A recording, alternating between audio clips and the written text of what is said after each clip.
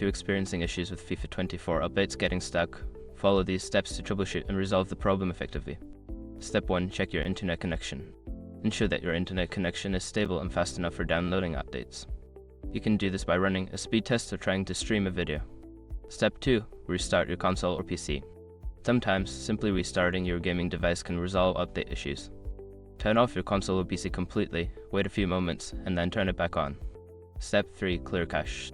For consoles, clearing the cache can help. On PlayStation, hold the power button until you hear a second beep, then select Clear Cache. On Xbox, power cycle the console by holding the power button for 10 seconds. Step 4. Pause and resume the update. If the update is stuck, try pausing it and then resuming. This can sometimes kickstart the download process. Navigate to the update section, pause the update, wait a few seconds, and then resume it. Step 5. Reinstall the game. If all else fails, consider uninstalling and then reinstalling FIFA 24. This can help fix any corrupted files that may be causing the update to get stuck. By following these steps, you should be able to resolve the issue with the FIFA 24 update.